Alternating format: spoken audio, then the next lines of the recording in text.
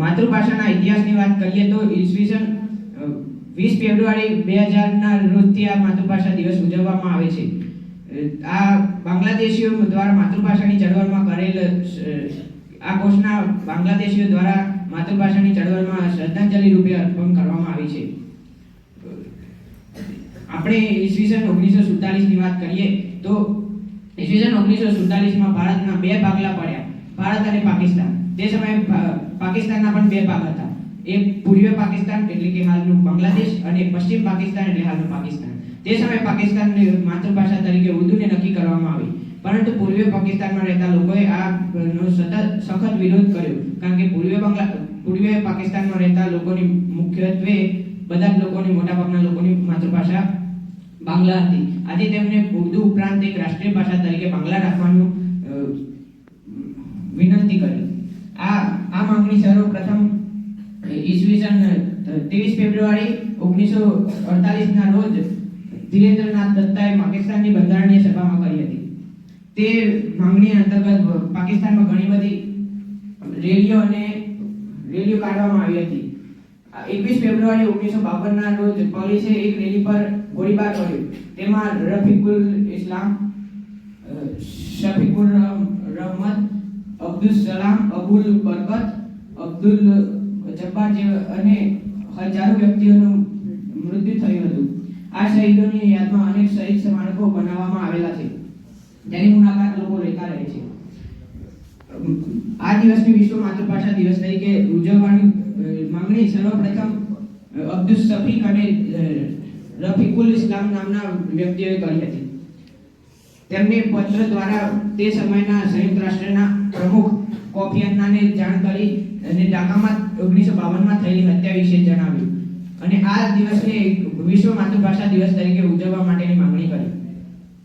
ત્યારબાદ બાંગ્લાદેશની સાંસદમાં આ માટેની પ્રસ્તાવ થયો અને બાંગ્લાદેશની સાંસદે સંયુક્ત રાષ્ટ્રને એક ઔપચારિક પ્રસ્તાવ કર્યો. આ પ્રસ્તાવને ધ્યાનમાં રાખીને યુનેસ્કોએ અંતે 17 નવેમ્બર 1999 ના રોજ આ દિવસને માતૃભાષા દિવસ તરીકે ઉજવવાની ઘોષણા 30મી જનરલ એસેમ્બલીમાં કરી હતી. હવે માતૃભાષા અને અન્ય ભાષાઓ વિશે વધુ જાણીએ તો વિશ્વમાં 6000 જેટલી ભાષાઓ બોલવામાં આવે છે, તેમાંની 3000 અત્યારે લુપ્ત થવાના આરે આવી છે. વિશ્વમાં સૌથી વધારે બોલાતી ભાષાઓમાં અંગ્રેજી, હિન્દી, અરબી, રશિયન, સ્પેનિશ, પોર્ટુગીઝ વગેરે જેવી ભાષાઓ વિશ્વમાં બોલાતી રહે છે. આપણા દેશમાં 365 જેટલી ભાષાઓ બોલાય છે, તેમાંની 20 જેટલી ભાષાઓની ભાષા તરીકેની માન્યતા છે. કોઈ પણ વ્યક્તિને કંઈ વ્યક્ત કરવા માટે માતૃભાષાની શરણ લેવી પડતી હોય છે. માતૃભાષાનું ગૌરવ કરતા આપણા રાષ્ટ્રપિતા ગાંધીજીએ પણ કહ્યું છે કે મારી માતૃભાષા ગમે તેટલી અધૂરી જ કેમ ના હોય, પરંતુ મારી માતાની છાતીએથી જેમ અડગો ના થાવ તેમ માતૃભાષાથી પણ ના થાવ. મારા જીવનનું ઘડતર કરનારું દૂધ મને તેના સિવાય બીજે ક્યાંથી મળે. અત્યારના લોકો પોતાની અસ્મિતાથી દૂર જઈ રહ્યા છે. આ ખૂબ જ દુઃખદ ઘટના છે. પોતાના બાળકને માતૃભાષા નથી આવતી તે ગૌરવપૂર્વક કહેનાર લોકો પણ આપણા આસપાસ જોવા મળે છે. માતા પિતાને પણ બાળકને અંગ્રેજી માધ્યમમાં ભણાવવાનું ઘેલછા લાગી ગઈ છે. તેના કારણે બાળકના વ્યક્તિત્વનો વિકાસ અવશ્ય રૂંધાય છે. આપણે કોઈ પણ રજૂઆત માતૃભાષામાં સર્વશ્રેષ્ઠ રીતે કરી શકીએ છીએ. આપણે માતૃભાષા સિવાય બીજી ભાષામાં કોઈ રજૂઆત કરવી અઘરી પડે છે. લોકો એકબીજાનું આંધળું અનુકરણ કરી રહ્યા છે.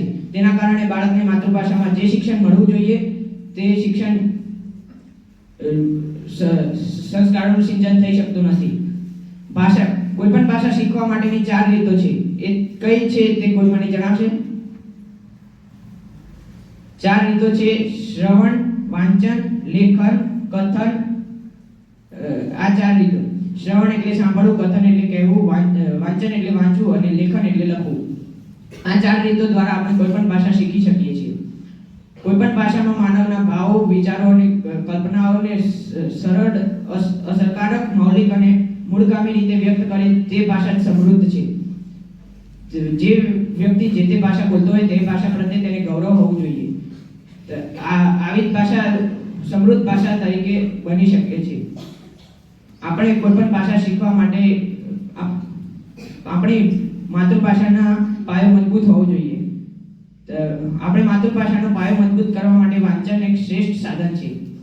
આપણે પોતાનું વાંચન વધારીએ અને માતૃભાષાનું ગૌરવ કરીએ. જય હિન્દ, જય ભારત.